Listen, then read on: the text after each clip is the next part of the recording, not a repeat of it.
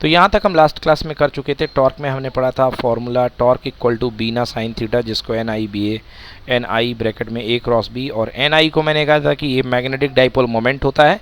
ज़्यादा जानकारी जब मैं आपको मैग्नेट पढ़ाऊंगा तब इसको बता ही दूंगा कि ये मैग्नेटिक डाइपोल मोमेंट होता है। अभी याद कर लो M equals to I vector A, है ना, ये होता है मैग्नेटिक डाइपोल मोमेंट। इसके बारे में 4-6 पॉइंट हैं, एक बार सभी लोग देख करके इन पॉइंट को रिकॉल कर लें, अपनी अपनी स्क्रीन पे सब लोग पॉइंट देख लें, और कोई पॉइंट अगर समझ में नहीं आ रहा तो मुझसे डिस्कस कर लो, मुझसे पूछ लो।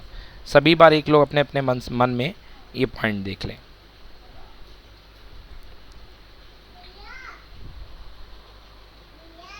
और कोई दिक्कत किसी पॉइंट में प्लीज़ बता दो।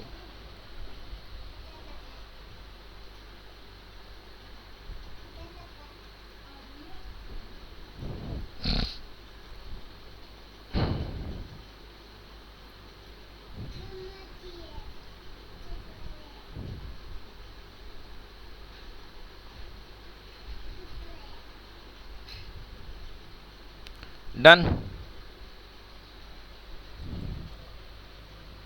डन बच्चों,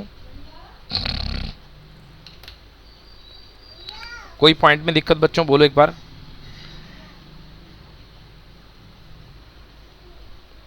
तो कॉइल, पहला पॉइंट है कि कॉइल अगर रोटेट करेगी एंटी क्लॉकवाइज डायरेक्शन में तो अपने हाथ को मोड़ो एंटी क्लॉकवाइज, दाएं हाथ को देखो तो अंगूठा आपका ऊपर जाएगा, तो उस तरफ जाएगी आपकी फील्ड, जो सॉरी आपका जो टॉर्क की डायरेक्शन होगी वो ऊपर की तरफ जाएगी। बेटा ध्यान दें, यहाँ the torque acts upward direction along the dotted line. ठीक है, टॉर्क जो ऊपर लगेगा, अगर फाई इक्वल टू 0 हो जाएगा तो बच्चों टॉर्क इक्वल टू 0 हो जाएगा, फाई 90 हो जाएगा, मतलब टॉर्क मैक्सिमम हो जाएगा। यूनिट बी टेस्ला में, एम्पियर में करंट है, मीटर स्क्वायर में एरिया है, टॉर्क में न्यूटन मीटर में टॉर्क चलता है। The above formula is use for the torque use for any loop. भैया कैसा भी लूप हो, सर्कुलर लूप हो, क्योंकि हमने यहाँ एरिया की जानकारी तो दी नहीं है, एरिया हमने ए ले रखा है, तो किसी भी प्रकार के लिए ये लूप इस्तेमाल हो सकता है। बोलें सभी बच्चों को क्लियर? क्या हम आगे बढ़ें? Hello, yes sir. चलिए हंसिका क्लियर है बेटा? Yes sir. ओके, चलिए जो बच्चों अब आगे देखते हैं। यस, आज पढ़ने वाले हैं बहुत अच्छा इंपॉर्टेंट टॉपिक बच्चों, जिसका नाम है मूविंग कॉइल और सस्पेंडिंग कॉइल और a D Arsonval type galvanometer. Moving coil मतलब घूम पाने वाला, है ना, सस्पेंडेड मतलब लटका हुआ, और लटका हुआ गैल्वेनोमीटर। ये क्या होता है भाई? गैल्वेनोमीटर क्या है बच्चों? लिख लो सबसे पहले galvanometer, it is a device to detect the current, है ना, device to detect the current. Current को ये एक तरीके से डिटेक्ट करता है, बताएगा नहीं कितनी ज़्यादा है कितनी कम है, बस ये बताएगा कि करंट है कि नहीं है, मेज़र नहीं करेगा, मेज़र नहीं करके बताएगा कि 100 एम्पियर है कि 10 एम्पियर है, बट आपको बता देगा कि ये करंट वहाँ पे डिटेक्टिव है, ये है ना। चोर को देख लेगा, पता लगा लेगा, मगर पकड़ने का अधिकार नहीं है इसको, सज़ा देने का अधिकार पुलिस को है ना। तो ये केवल पता लगा के वहाँ बता देगा कि वहाँ पे करंट है, तो इसको मूविंग कॉइल या सस्पेंडिंग कॉइल बोलते हैं। अच्छा, ये मूविंग कॉइल क्यों बोलते हैं? एक परिस्थिति में विचार करो आप। एक परिस्थिति ऐसी है कि आपको आपके दोनों हाथों में, आपके कमर में रस्सी बांध के आपको लटका दिया जाए, आपके कमर में रस्सी बांध करके आपको लटका दिया जाए, और कैसा लटकाया जाए? उल्टा, कि सिर नीचे रहें और पैर ऊपर रहें, आपको उल्टा लटका दें, समझ गए ना। अब आप क्या करोगे? अब आप ज़बरदस्ती हिलने की कोशिश करोगे, उल्टे लटके रहोगे तो घूमोगे कि मैं कैसे भी करके रस्सी को कमज़ोर कर लूँ, थोड़ा सा उठोगे, अपने कमर से उठा करके अपने पैरों तक पहुँचने की कोशिश करोगे, समझ गए ना। तो ये आप कोशिश करोगे, उस चक्कर में क्या करोगे? आप घूमोगे, है ना। अगर डिफेंस की अच्छी ट्रेनिंग ले रखी तो चलो पहुँच भी जाएंगे तुम्हारे हाथ, परंतु यदि नॉर्मल इंसान हो मेरे टाइप तो भैया मुश्किल होता है, तो आप थोड़ा बहुत घूमोगे। तो घूमोगे तो क्या वहीं घूम के रह जाओगे कि रस्सी आपको वापस अपने फिर से उसी पोजीशन पे ला देगी? रस्सी आपको वापस फिर से उसी पोजीशन पे ला देगी, क्योंकि जिस चीज़ से आप लटके हो वो आपको वापस रीस्टोर कर लेती है। जैसे आप अपने कान को मोड़ो, कान को मोड़ करके देखो, तो जैसे आपने अपने कान को घुमाया तो आपने कान को घुमाने के लिए क्या दिया? अपना टॉर्क दिया, और जैसे ही आप कान को छोड़ते हो कान वापस अपनी शेप में आ जाता है। तो ये कान की प्रॉपर्टी का टॉर्क होता है बेटा, जिसको बोलते हैं अपन रीस्टोरिंग टॉर्क। तो ये कान की प्रॉपर्टी का टॉर्क हुआ करता है, जिसको बोलते हैं अपन रीस्टोरिंग टॉर्क। तो ये कुछ कंसेप्ट हैं, ये कुछ फंडे हैं जो इसमें लगेंगे, ठीक है ना। आइए देखते हैं कैसे काम करता है बच्चों ये। तो ये हमारे 2 लेवलिंग स्क्रू हैं, ये डिवाइस है। 2 लेवलिंग स्क्रू ज़मीन पे लगे हुए हैं लेवल करने के लिए, है ना। आपने लेवलिंग स्क्रू आजकल लगभग सब डिवाइस में आते हैं, ठीक है ना, लेवल करने के लिए। और ये 2 पोल पीसेस रखे हुए हैं बच्चों, इसको बोलते हैं अपन फील्ड मैग्नेट। ये फील्ड मैग्नेट है और ये रेडियली फील्ड देते हैं बच्चों। रेडियल फील्ड इसलिए देते हैं कि परपेंडिकुलर जा कर के वो अटैक करे। सर परपेंडिकुलर क्यों देते हैं? क्योंकि अभी अभी मैंने पढ़ाया है पिछली स्लाइड में कि अगर फाई 90 डिग्री है, देख लीजिए भैया ये वाली बात, अगर फाई 90 डिग्री है तो टॉर्क मैक्सिमम होगा। पॉइंट नंबर 4 की बात कर रहा हूँ मैं। तो अगर आपका एंगल 90 डिग्री है तो टॉर्क मैक्सिमम होगा, इसलिए मैक्सिमम टॉर्क के लिए आप यहाँ पे रेडियल मैग्नेटिक फील्ड का इस्तेमाल करते हैं। तो ये रही लेवलिंग स्क्रू, ये है रेडियल फील्ड, एक है नॉर्थ रेड वाला, ब्लैक वाला साउथ, और ये देखिए कितना शानदार परपेंडिकुलर फील्ड ब्लो कर रहे हैं। अगर आप यहाँ पर नॉर्मल अपना नॉर्थ साउथ मैग्नेट लगा देते हैं ना, डंडा वाला सिंपल वाला, तो उसका मैग्नेटिक फील्ड आपने देखा होगा, अंदर बाहर ऊपर नीचे हर जगह होता है, तो उतना मज़ा नहीं आता। ये लो भैया ऊपर क्या है, ये टी है, इसका नाम ये भी दे देगा, टॉरसन स्क्रू कुछ नाम दे देगा, टी है। और ये नीचे एक टी एस करके स्प्रिंग यहाँ पे बंधी रहेगी, ओके, PBW। और यहाँ पे ये देखिए मेन चीज़, ये ऊपर से वायर आया है। PBW का मतलब क्या होता है? PBW एक बेटा एलॉय होती है जिसको बोलते हैं फॉस्फर ब्रोंज। नाम ध्यान से सुनना, क्या एलॉय का नाम है? Phosphor bronze. क्यों होती है एलॉय? ये फॉस्फर ब्रोंज क्या है बच्चों? ये ऐसी एलॉय है जो मुड़ती है और फिर से सीधी हो जाती है बड़े आराम से।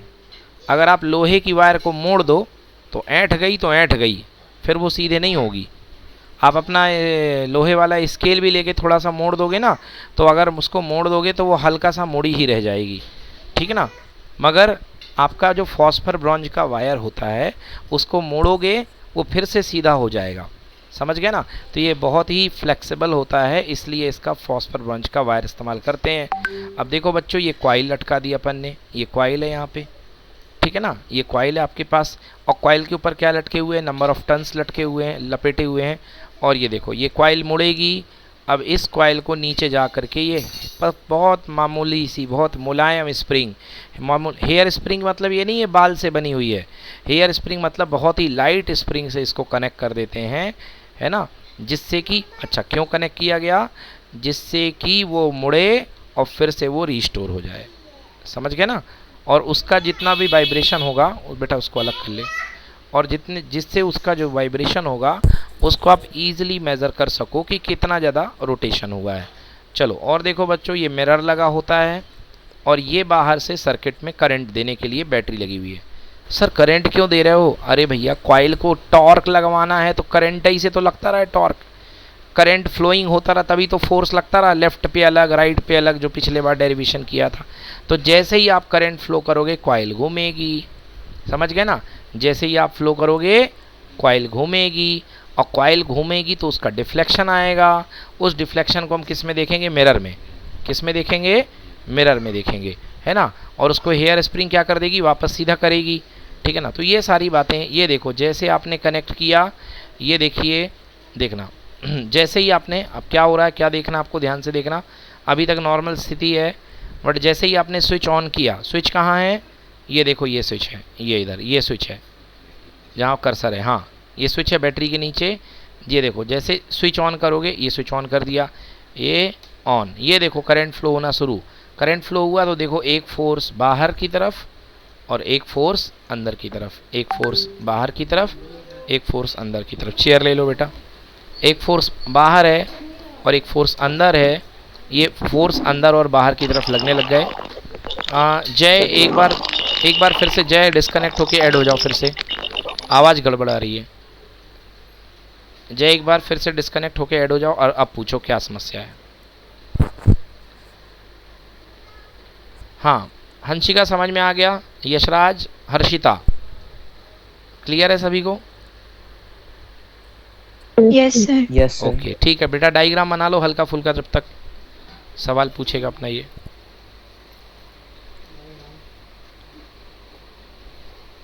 ठीक है ना, हाँ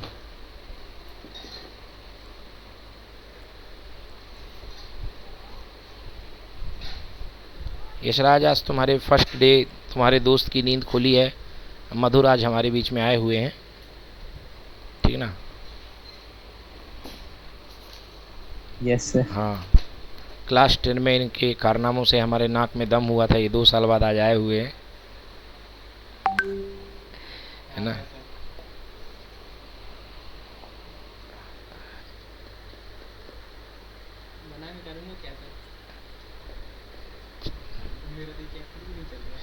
चलो ठीक है। हाँ जय, बोलो बेटा, आ गए, जुड़ गए।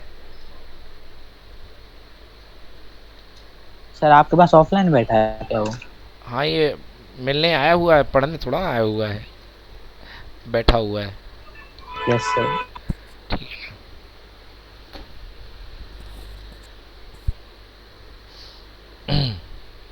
अभिषेक कहाँ? अभिषेक नहीं आया? अभिषेक तो सर जम्मू में। अच्छा, वो घूम रहा है। चलो हाँ ठीक है।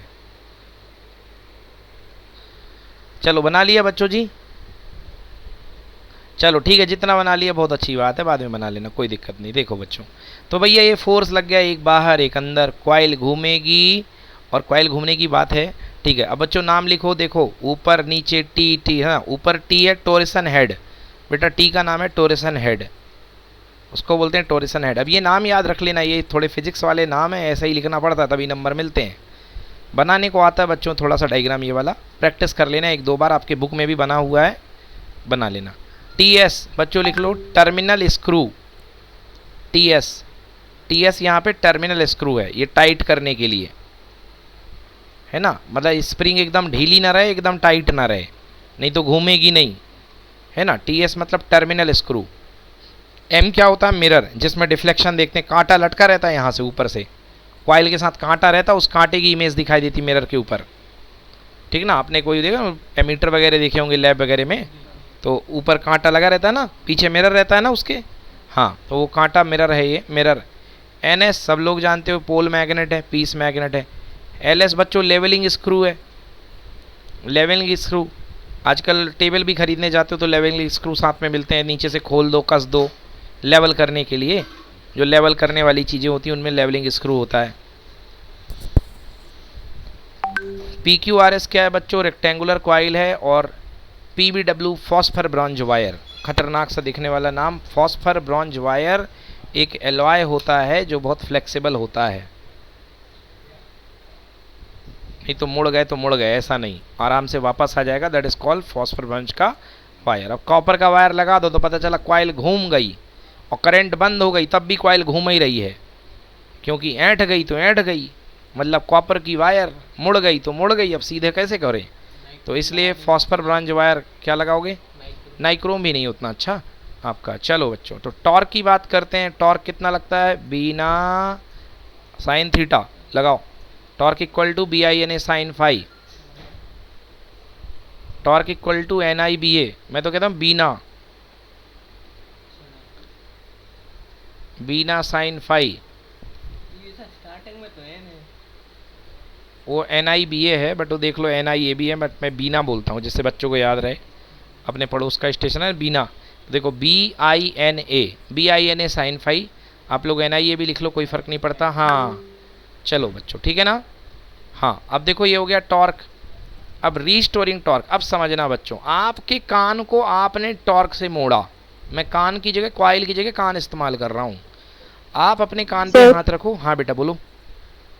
सर आपकी वॉइस बीच बीच में लैग हो रही है, क्यों? वॉइस गड़बड़ हो रही क्या? हेलो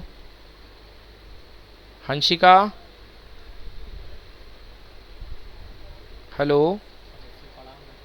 यस सर, सर बीच बीच में लैग हो रहा है। ओए एक मिनट, ठीक है एक मिनट रुकिए, मैं फिर से ज्वाइन कर रहा हूँ। बता दिया करो बच्चों, ऐसा कुछ है तो ना, एक बार फिर से ज्वाइन होता हूँ। जय क्लास में हो क्या? जय तो है। Yes sir. ठीक है ठीक है, एक सेकंड मैं फिर से डिस्कनेक्ट होके जुड़ रहा हूँ।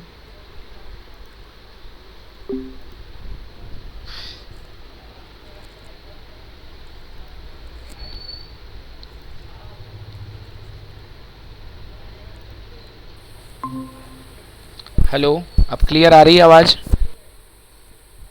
Yes sir. चलिए ठीक, बता दिए करिए, कभी भी लैग हो तो ये अपने आप थोड़ा कभी बार हो जाता है, फिर ठीक हो जाता है। चलो तो वापस आते हैं हम लोग।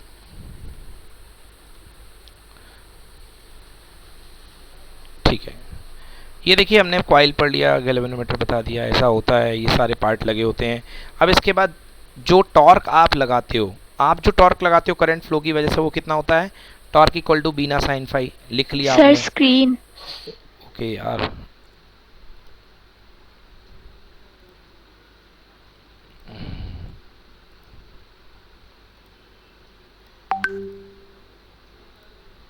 Okay, thank you Hansika. So बच्चों, ये हम जो टॉर्क लगाते हैं वो कितना होता है? अपन ने ये टॉर्क लगा दिया, अपन ने टॉर्क इक्वल टू, डायग्राम बनाने के बाद ये सारा टॉर्क लग गया बीना साइन फाई।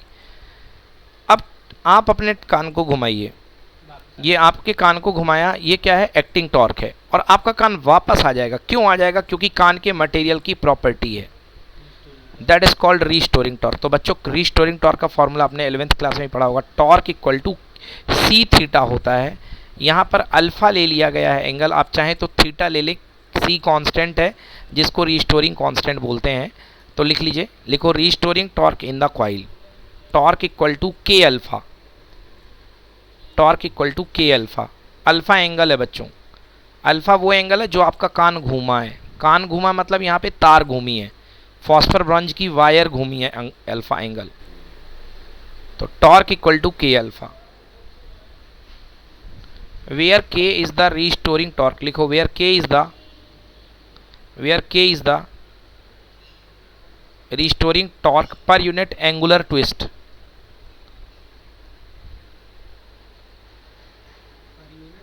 एंगुलर ट्विस्ट देख लो कैसे भाई, torque equal to K alpha है, तो के इक्वल टू कितना? Torque upon alpha.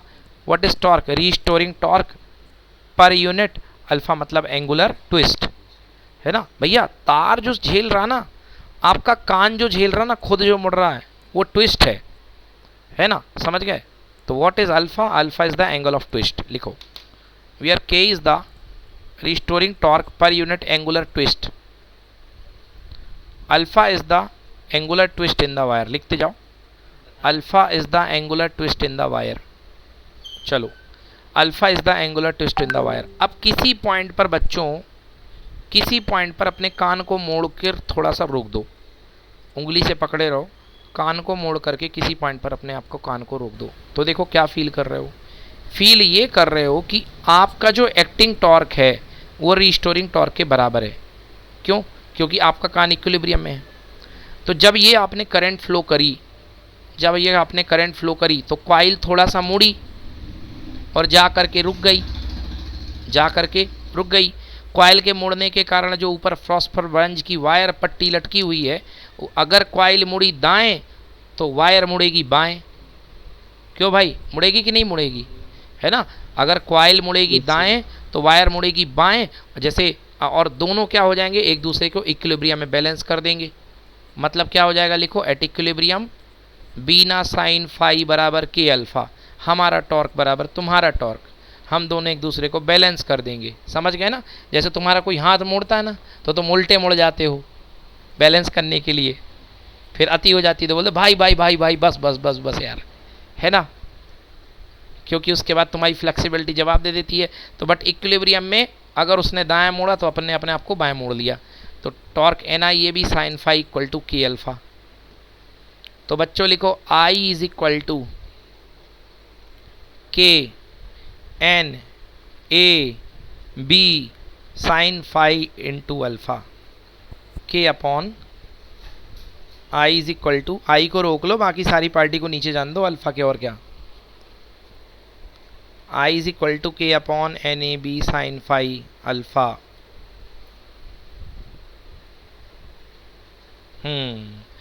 तो बच्चों महसूस करो, अल्फा को छोड़ करके भाई हम क्या कर सकते हैं इस सेगमेंट में? हम करंट को बढ़ा सकते हैं, घटा सकते हैं, खूब बढ़ाओ खूब घटाओ, कोई दिक्कत नहीं है। हम करंट को बढ़ा सकते हैं, घटा सकते हैं, नहीं एंगल चेंज करना हमारे हाथ में नहीं है भाई साहब। एंगल तो जो फिक्स कर दिया, कॉइल लटका दी, वो फिक्स है, समझ गए ना?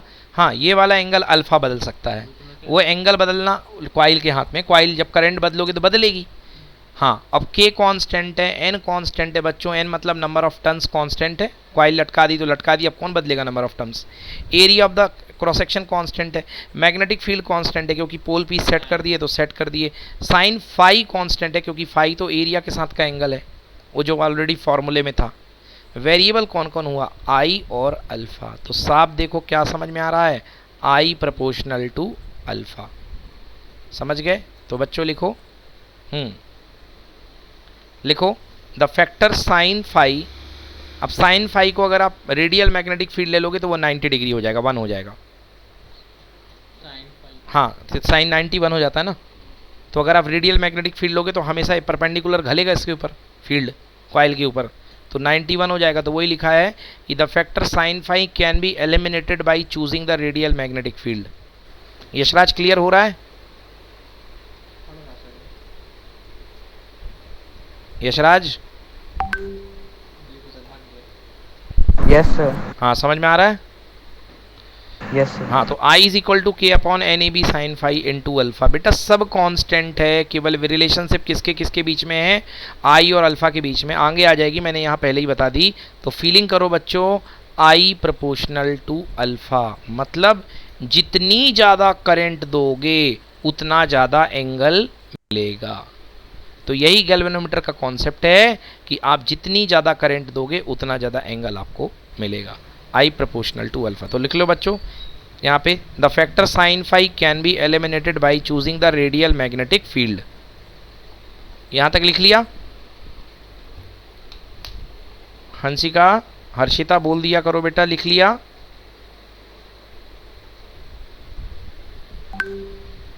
Yes sir. हाँ यस सर। ओके। यहाँ पर कोई डाउट बच्चों किसी को भी? हर्षिता, हंसिका, कोई डाउट है, पूछना है कुछ कहीं पे? No sir. ओके। तो बच्चों ये रेडियल मैग्नेटिक फील्ड है। अब आइए रेडियल मैग्नेटिक फील्ड देखते हैं। ये देखिए, ये होता है रेडियल मैग्नेटिक फील्ड। ये रेडियल मैग्नेटिक फील्ड इस तरीके से होता है। अरे वो दिख रहा है तुमको ऐसा, ये रेडियल मैग्नेटिक फील्ड है बच्चों। रेडियल मैग्नेटिक फील्ड के बारे में देखिए, हाँ यहाँ पे रेडियल मैग्नेटिक फील्ड के लिए लास्ट वाली लाइन देखो, sine phi is equal to 90 degree, sine 90 equal to 1। यहाँ पे मैग्नेटिक फील्ड और प्लेन ऑफ द कॉइल के बीच का एंगल हमेशा 90 डिग्री होता है बच्चों रेडियल मैग्नेटिक फील्ड में। रेडियल मैग्नेटिक फील्ड ऐसा होता है, ये जो आपके नॉर्थ और साउथ रखे हुए हैं, ये थोड़ा डायग्राम कॉम्प्लेक्स बना हुआ है, मैं आपको अपनी भाषा में इसको थोड़ा बना के दिखाता हूँ जो आपके बुक में बना हुआ है। आप लोग बुक चाहें तो ओपन कर लें, जिनके पास बुक है तो बहुत अच्छी बात होगी, कर लें फिजिक्स की बुक, बहुत अच्छी बात है, ठीक है ना। तो बच्चों देखो यहाँ पे मैग्नेटिक फील्ड में क्या होता है, यहाँ से जो मैग्नेटिक लाइंस ऑफ फोर्सेस निकलती हैं वो इससे बिल्कुल नॉर्मल जाती हैं, इंसर्ट होती हैं, नॉर्मल, सुनो ध्यान से, नॉर्मल जाती हैं। तो आपको पता होना चाहिए कि ये जितने भी रेडियल होते हैं, बेटा ध्यान दे यहाँ पे, छोड़ दे उसको, ये जितने भी रेडियल कंपोनेंट होते हैं, वो लाइट गोल हो गई यार, ये तो गड़बड़ हो गया।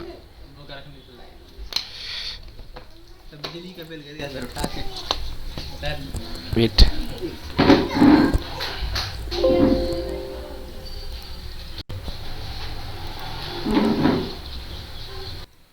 ठीक है कंटिन्यू कर रहे हैं भाई। तो मैं कह रहा था radial magnetic field, radial magnetic field में बच्चों होता ये है कि आपका जो, जैसे ये देखो, ये जो लाइंस ऑफ फोर्सेस आ रही है ना, ये हर वक्त 90 डिग्री पड़ती हैं, इसको हर वक्त ये परपेंडिकुलर पड़ा करती हैं। और जब ये इस पे आके परपेंडिकुलर पड़ेंगी तो आपका फाई हर वक्त कितना बनेगा, आपका जो फाई है हर वक्त बनेगा आपका 90 degree.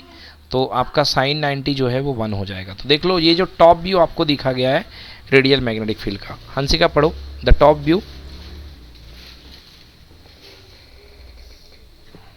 The top view PS of the of plane of the coil PQRS lies along the magnetic lines of force in whichever position the coil comes to rest in equilibrium. So the angle between the plane of the coil and the magnetic field is 0 degree, or the angle between the normal to the plane of the coil and the magnetic field is 90 degree. हाँ, तो जो coil का जो normal का जो हमें phi, हमारा phi angle क्या है, वो कॉइल के नॉर्मल का मैग्नेटिक फील्ड के साथ का एंगल है। तो कॉइल के नॉर्मल का मैग्नेटिक फील्ड के साथ एंगल हमेशा यहाँ पे 90 डिग्री पड़ता है।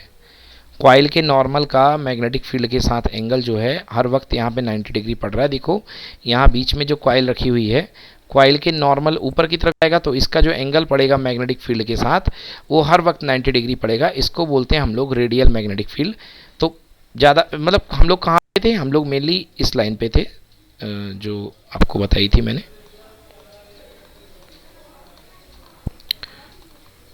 यहाँ पे। यस, तो k इक्वल्स टू है ना, I equals to K upon N A B sine phi into alpha, यहाँ पे थे। अब उससे आगे देखो हमको साइन फाई की वैल्यू कितनी रखनी है 1। तो बच्चों सब लोग वहाँ पे जो आपने रिलेशन निकाला I का, वहाँ पे साइन फाई की वैल्यू 1 रख दो तो कितना बन जाएगा, I equals to K upon N A B into alpha. I is equals to K upon N A B into alpha. बच्चों K upon N A B मैंने अभी भी बताया, ये तीनों कांस्टेंट क्वांटिटी से मिलकर के बना हुआ है और तीनों कांस्टेंट को हम बोलते हैं मिला करके बोलेंगे G। लिखो G for galvanometer constant. So I equals to G alpha. के उसी में इन्वॉल्व हो गया ना, के अपॉन एन ए बी को तो G बोल दिया गया, तीनों को मिला करके के अपॉन एन ए बी को क्या बोल दिया गया, G। ठीक ना, तो आंसर हो गया I is equal to G alpha. हाँ लिखो, जो आप पूछ रहे हो G क्या है, लिखो where J is equal to K upon N A B is called galvanometer constant.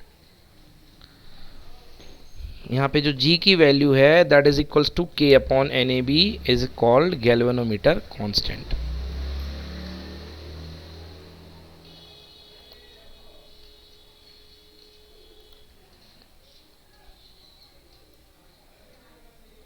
Okay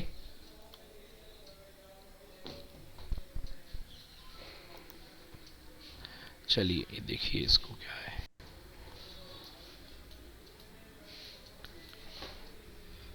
ठीक है, अब लिखिए करंट सेंसिटिविटी। अब दो तरीके की सेंसिटिविटी है बच्चों हमारे सिलेबस में गैल्वेनोमीटर की, जिसमें लिखो पहली करंट सेंसिटिविटी। करंट सेंसिटिविटी एक है वोल्टेज सेंसिटिविटी, एक है करंट सेंसिटिविटी। करंट सेंसिटिविटी मतलब कितना आपका जो सेंसिटिव है गैल्वेनोमीटर करंट को लेकर के। तो करंट सेंसिटिविटी क्या होगी, डिफ्लेक्शन पर unit current.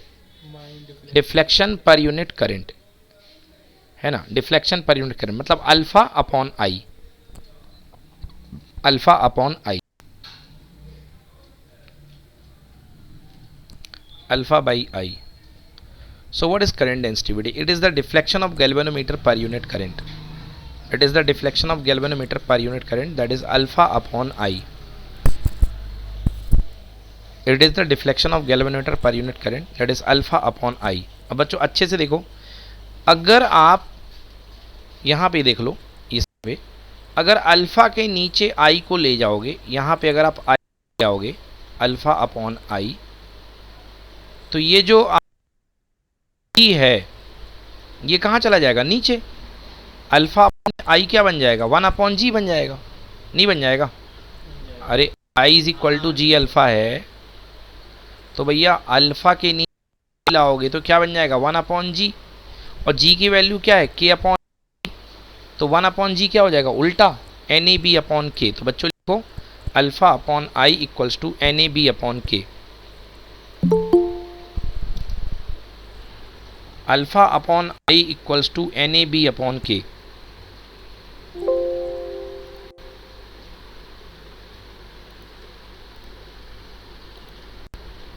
Alpha upon I equals to N A B upon के।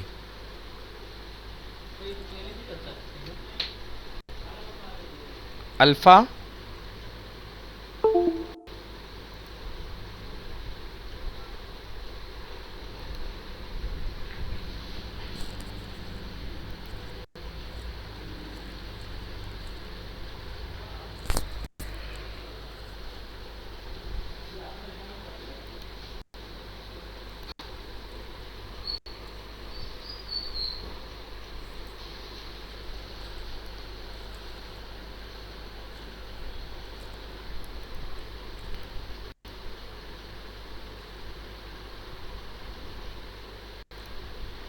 ओके तो देखिए मैं बोल रहा था alpha upon I equals to N A B upon K, this is called current sensitivity. लिखो current sensitivity alpha upon I is equal to N A B upon के। NAB/K।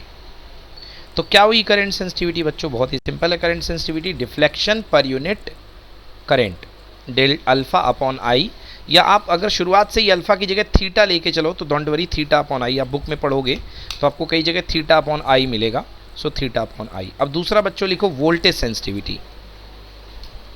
तो कोई भी बता सकता है, अगर मैं बोलूँ करंट सेंसिटिविटी है अल्फा अपॉन आई, तो वोल्टेज सेंसिटिविटी क्या होगी? अल्फा अपॉन वी, डिफ्लेक्शन पर यूनिट वोल्टेज।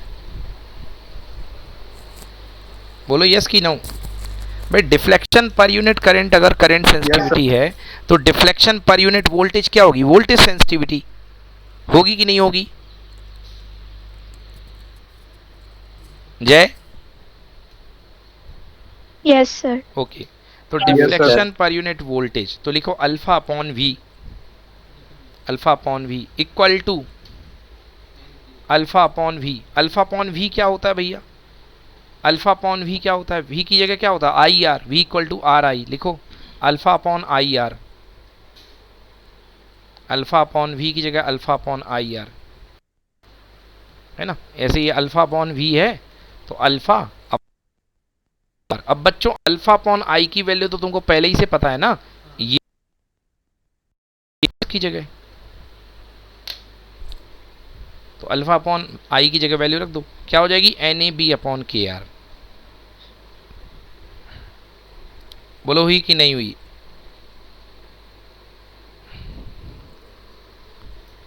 बोलो बोलो बोलो। Yes, sir. हाँ, so this is called voltage sensitivity. Voltage sensitivity equal to NAB/KR। चलिए बच्चों, तो ये है वोल्ट मीटर। देख लो भाई डायग्राम, ये जो आपके पास सामने दिख रहा है ये पुराने स्टाइल का वोल्ट मीटर है। आजकल तो मल्टीमीटर आने लग गया है जिसमें वोल्ट मीटर भी है, एमीटर भी है। मैंने दिखाया था आप लोग को येलो कलर का मल्टीमीटर एक दिन क्लास में, है ना? हाँ, तो ये एक दिन मैंने दिखाया था। तो ये हो गया आपका वोल्ट मीटर। चलिए, ये पुराना ये देखिए, इसमें मल्टीमीटर है ये, इसमें वोल्ट मीटर भी है, एमीटर भी है। मिला करके देखो, लेफ्ट साइड में देखो V बना हुआ है और राइट साइड में बना हुआ है मिली एमीटर। तो राइट साइड में यूज़ करोगे तो ये एमीटर बन जाएगा और लेफ्ट साइड का करोगे तो ये वोल्ट मीटर बन जाएगा। तो कुल मिला के ये दिखाने का काम ये है कि आप लोग जब लैब में जाओगे तो आपको इस तरीके के इंस्ट्रूमेंट आपको दिखाई देंगे।